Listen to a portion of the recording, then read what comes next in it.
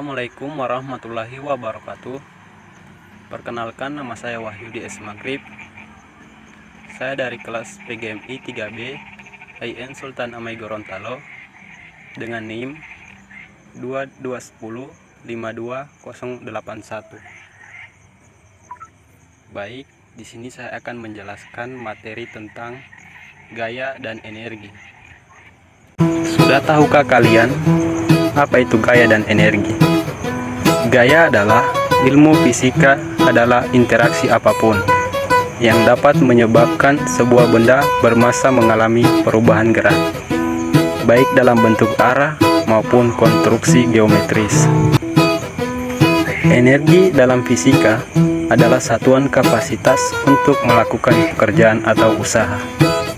Ada beberapa macam bentuk energi: kinetik, termal, listrik, kimia, nuklir, dan berbagai bentuk energi lainnya. Hukum kekekalan energi menyatakan bahwa energi dapat diubah bentuknya, tetapi tidak dapat diciptakan atau dimusnahkan. Selanjutnya ada bagian A, gaya.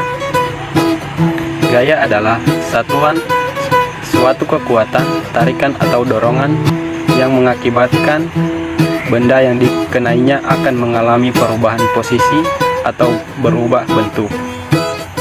Secara konseptual, gaya adalah suatu kekuatan, tarikan atau dorongan yang mengakibatkan benda yang dikenainya akan mengalami perubahan gerak atau berubah bentuk.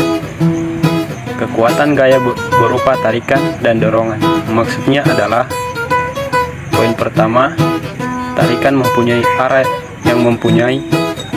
yang mendekati orang atau hewan atau benda yang menariknya. Poin kedua, dorongan mempunyai arah yang menjauhi orang atau hewan atau benda yang mendorongnya. Gaya disebut juga sebagai besar vektor. Perhatikan gambar tersebut di samping. Berdasarkan pengamatan saudara, peristiwa apa yang terjadi? Ya, betul. Gambar tersebut menunjukkan seseorang sedang mendorong meja dan menarik meja. Apa yang diberikan oleh orang tersebut terhadap meja? Ya, betul, adalah gaya. Pernahkah Anda memperhatikan ketika ada benda bergerak, berubah posisi, atau berubah bentuk? Apa yang menyebabkan semua itu betul dan semua itu terjadi? Karena ada sebuah gaya. Mengapa demikian? Karena gaya adalah suatu kekuatan, tarikan atau dorongan yang mengakibatkan benda dan yang dikenainya akan mengalami perubahan posisi atau berubah bentuk. Poin 1, ada jenis-jenis gaya.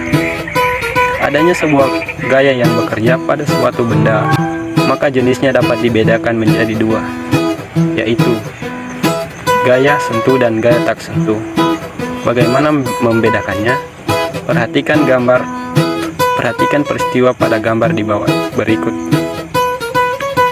Lanjut, contoh gaya non-kontak lainnya yang dapat diamati adalah: yang pertama, gaya magnet. Ialah gaya tarik atau tolak yang ditimbulkan oleh benda yang bersifat magnet. Contohnya, besi akan menempel atau bergerak pada magnet yang didekatkan. Yang kedua, gaya gravitasi merupakan gaya yang ditimbulkan oleh benda yang menarik benda lain ke arah pusat benda yang bersangkutan. Misalnya, gaya gravitasi bumi menarik benda-benda di atas permukaan bumi ke arah pusat bumi. Contohnya, buah mangga yang jatuh dari pohonnya. Benda yang dilemparkan ke atas akan jatuh ke bumi. Yang ketiga, gaya listrik merupakan gaya yang ditimbulkan oleh muatan listrik atau arus listrik. Contohnya, serpihan kertas akan bergerak naik turun ketika didekatkan dengan sisir atau penggaris plastik yang telah digosokkan ke rambut. Kipas angin ketika dihubungkan dengan sumber listrik akan bergerak. Selanjutnya, gaya kontak dan dapat diamati. Contohnya adalah sebagai berikut. Yang pertama, gaya otot. Ialah gaya yang ditimbulkan oleh otot manusia dan hewan. Contohnya seperti menendang bola, tarik tambang, membawa air dalam ember, menarik pedati. Yang kedua, gaya pegas, yaitu gaya yang ditimbulkan oleh benda yang mengalami pemampatan atau peranggangan. Contohnya, karet gelang ditarik, bermain ketapel, panah yang dilepaskan dari busurnya setelah ada tarikan dan regangan. Poin ketiga, gaya gesek, ialah gaya yang timbul dikarenakan adanya gesekan antara permukaan dua benda atau lebih. Contohnya, mengesap pisau, mengamplas kayu, mengepel lantai, dan menyapu halaman. Kedua, pengaruh gaya terhadap benda antara lain. Yang pertama, mengubah bentuk benda. Yang kedua, mengubah posisi benda, diam menjadi bergerak, dan dari bergerak menjadi diam. Yang ketiga, mengubah arah gerak benda. Selanjutnya, ke-1, ada hukum Newton. Kita telah mempelajari tentang gerak, tetapi belum membahas lebih dalam tentang penyebab gerak. Mari kita pelajari hukum yang berlaku dan pengaruhnya. Hukum 1 Newton. Perhatikan peristiwa berikut. Ketika saudara mengendarai motor atau mobil, kemudian kendaraan tersebut tiba-tiba direm atau berhenti secara mendadak, apa yang akan terjadi? Betul, badan Anda akan terdorong ke depan atau cenderung maju ke depan. Hal ini dimaksud dengan kecenderungan untuk terus melaju. Mengapa terus melaju? Betul, ketika benda bergerak cenderung untuk selalu tetap bergerak sampai ada gaya lain yang menghambatnya. Peristiwa tersebut menunjukkan hukum 1 Newton. Hukum ini menyebutkan setiap benda akan diam atau bergerak lurus beraturan jika resultan gaya yang bekerja pada benda tersebut sama dengan 0. Artinya, benda cenderung mempertahankan kedudukannya. Benda diam akan tetap diam, dan ketika benda bergerak cenderung bergerak. Maknanya adalah benda memiliki sifat untuk selalu mempertahankan keadaan diam atau bergeraknya.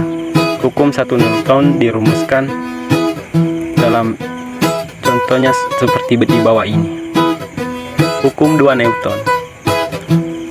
Newton 2 menyebutkan besarnya percepatan yang dialami suatu benda berbanding lurus dengan gaya yang bekerja terhadap benda tersebut, dan berbanding terbalik dengan massa bendanya. Berdasarkan teori tersebut,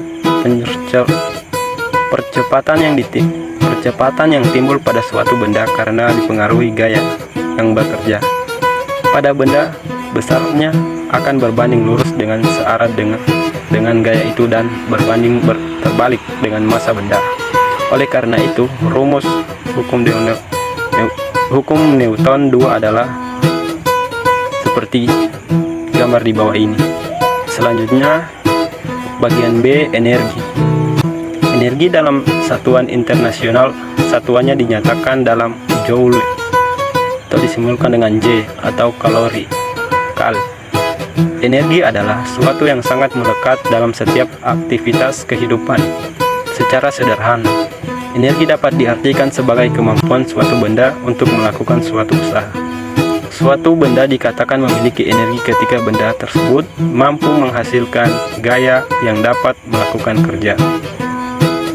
Memahami konsep energi ini adalah suatu kompleks, tidak hanya mempelajari konsep energi semata, akan tetapi para pembelajar juga harus berpikir bagaimana sumber energi bahan baku itu tetap lestari dan terjaga dan baik. Maka tentu konsekuensinya adalah harus menjaga dan merawat lingkungan, alam sekitar, dan baik pula. Sumber energi secara umum ada dua, yaitu yang pertama, sumber renewable dapat diperbaharui, misalnya air terjun dan ombak laut, cahaya matahari dan angin. Yang kedua, unrenewable tidak dapat diperbarui, contohnya misalnya nuklir, fosil, bahan bakar minyak dan gas. Selanjutnya, subbagian C, bentuk energi dan perubahannya. Di dalam ini tidak ada makhluk yang dapat menciptakan dan memusnahkan energi. Oleh karena itu, Energi tidak dapat diciptakan dan tidak dapat dimusnahkan. Yang terjadi di alam hanya perubahan energi dari suatu bentuk ke bentuk lainnya. Perubahan yang menyertai materi sebenarnya menjelaskan esensi energi sebagai kemampuan melakukan kerja atau usaha. Melakukan usaha artinya melakukan perubahan, antara lain perubahan posisi, perubahan bentuk, perubahan ukuran, perubahan suhu, perubahan gerak, perubahan wujud, dan perubahan struktur kimia suatu zat. Selanjutnya, pada dasarnya, ada dua macam bentuk energi, yaitu potensial dan energi kinetik. Kedua energi tersebut merupakan energi mekanik, namun ada juga energi yang memiliki sumber berbeda. Yang pertama, energi kinetik. Energi kinetik adalah energi yang memiliki suatu benda yang bergerak, besarnya energi. Kinetik, suatu benda yang bergantung pada massa dan kecepatan benda-benda tersebut. Kedua, energi potensial. Energi potensial adalah energi yang dikandung suatu materi berdasarkan tinggi rendah kedudukannya. Besarnya energi potensial bergantung pada massa dan ketinggian. Ketiga, energi panas atau kalor.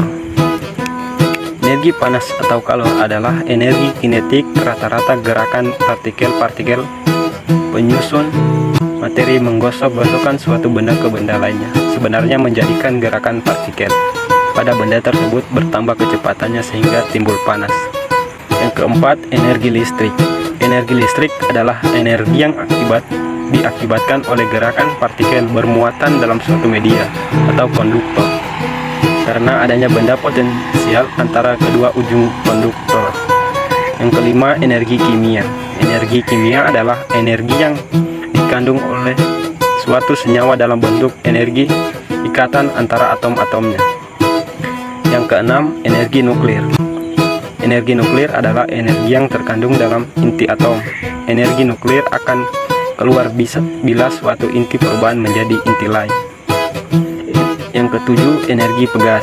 Semua benda yang lentur atau elastis memiliki energi pegas ini. Misalnya, ialah per, busur, pegas, ketapel, trampolin, dan lain-lain. Saat kita menekan, menggulung, menarik, atau merenggakan suatu benda elastis, maka saat dilepaskan, ia akan kembali ke bentuk semula. Saat itu, kita memberikan gaya pada benda itu. Maka energi yang dihasilkan ialah energi potensial.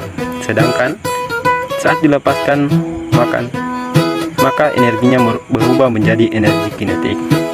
Selanjutnya bagian D, energi dan usaha. Usaha tidak lepas dari gaya dan perpindahan.